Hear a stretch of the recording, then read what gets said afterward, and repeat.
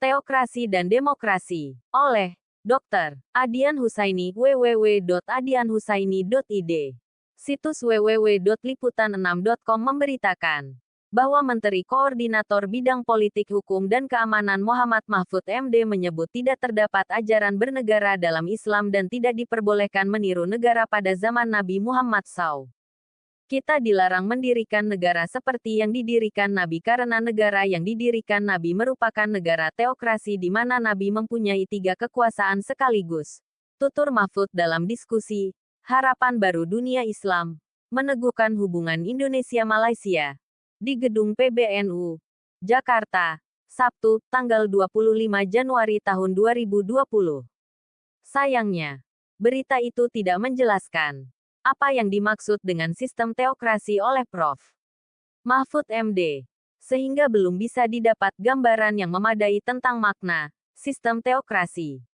Karena itu, tulisan singkat ini bukan mengomentari pernyataan Mahfud MD, tetapi sekedar mengutip pendapat 2 cendekiawan Muslim di Indonesia tentang sistem teokrasi dan demokrasi. Dalam pidatonya di Majelis Konstituante tahun 1955, Muhammad Natsir mengkritik sistem pemerintahan sekular dan juga mengkritik konsep pemerintahan teokratis. Teokrasi adalah satu sistem kenegaraan di mana pemerintahan dikuasai oleh satu priestut, sistem kependetaan, yang mempunyai hierarki tingkat bertingkat, dan menjalankan demikian itu sebagai wakil Tuhan di dunia. Dalam Islam tidak dikenal priestut semacam itu. Jadi negara yang berdasarkan Islam bukanlah satu teokrasi. Ia negara demokrasi. Ia bukan pula sekuler yang saya uraikan lebih dahulu. Ia adalah negara demokrasi Islam dan kalaulah saudara ketua hendak memberi nama yang umum juga, maka barangkali negara yang berdasarkan Islam itu dapat disebut teistik demokrasi. Lihat. Muhammad Natsir. Agama dan Negara dalam Perspektif Islam. Jakarta. Media Dakwah. 2001. Sementara itu, pakar hukum Islam Prof. T.M. Hasbi As-Siddiqi, dalam bukunya, Ilmu Kenegaraan dalam Fikih Islam 1969, menyatakan bahwa corak pemerintahan Islam berbeda dengan sistem teokrasi pada abad pertengahan Eropa. Hasbi juga mengupas sejumlah perbedaan dan persamaan antara Islam dan demokrasi.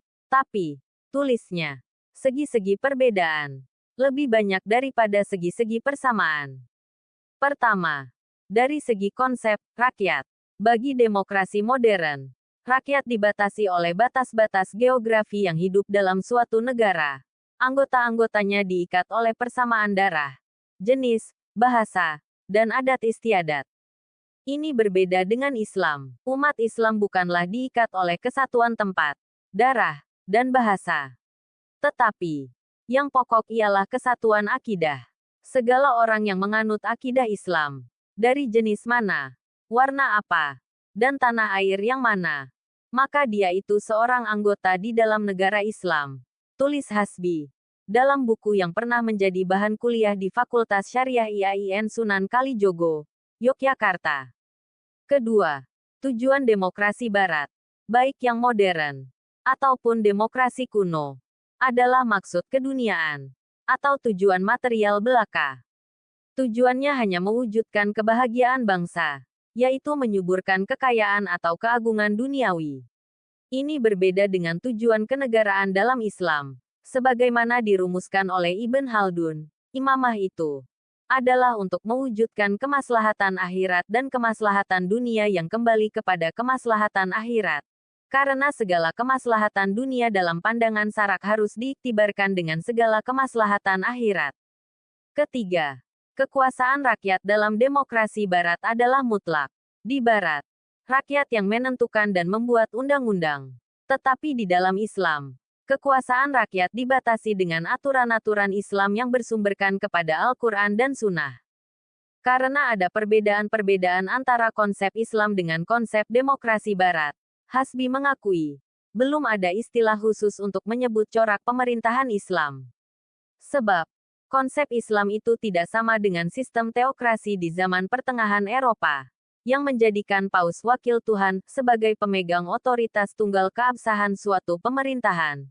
Tidak sama pula dengan sistem demokrasi Barat yang menjadikan rakyat sebagai pemegang kedaulatan mutlak, yang menafikan kedaulatan hukum Tuhan. Karena sifatnya inilah, maka sejumlah pakar seperti Hasbi As-Siddiqi menyebutnya sebagai demokrasi Islam. Sedangkan Plato 429–347 BC, filosof Yunani kuno, menyebut 4 kelemahan demokrasi. Salah satunya, pemimpin biasanya dipilih dan diikuti karena faktor-faktor non-esensial, seperti kepintaran pidato, kekayaan, dan latar belakang keluarga. Menurut Plato, negara yang ideal adalah yang dipimpin oleh orang-orang paling bijak, the wisest people, di negara itu. Kata Plato, the wisest people is the best people in the state, who would approach human problems with reason and wisdom derived from knowledge of the world of unchanging and perfect ideas. Lalu, bagaimana dengan sistem pemerintahan Nabi Muhammad SAW? Setiap Muslim pasti yakin bahwa Nabi Muhammad SAW adalah uswatun hasanah, suri tauladan terbaik, dalam seluruh aspek kehidupan. Bahkan, menurut pakar manuskrip kuno, Prof. Hamidullah, negara Madinah adalah negara pertama di dunia yang memiliki konstitusi tertulis Piagam Madinah. Negara Madinah adalah negara model dalam berbagai aspek kehidupan. Nabi SAW memberikan teladan dalam mengelola keuangan negara, mengatur dan memimpin perang, memimpin musyawarah, mengangkat gubernur, mengangkat petugas pajak, berhubungan dengan kepala negara lain, memberantas korupsi, memberantas minuman keras, menanamkan budaya literasi masyarakat, dan sebagainya. Tentu, ada sejumlah tindakan Nabi SAW yang tidak dapat dicontoh, seperti menerima dan menyampaikan wahyu dari Allah. Itu tidak bisa dicontoh, sebab ucapan beliau adalah wahyu dari Allah SWT. Tahun 1963, Bung Karno memulai tradisi penyelenggaraan perayaan Maulid Nabi di Istana Negara. Saat peringatan Maulid tahun 1963 itulah, Bung Karno mengajak umat Islam, bahkan harus kita mengatakan, tidak ada pemimpin yang lebih besar daripada Muhammad SAW. Wallahu a'lam bishawab. Depok, tanggal 28 Januari tahun 2020.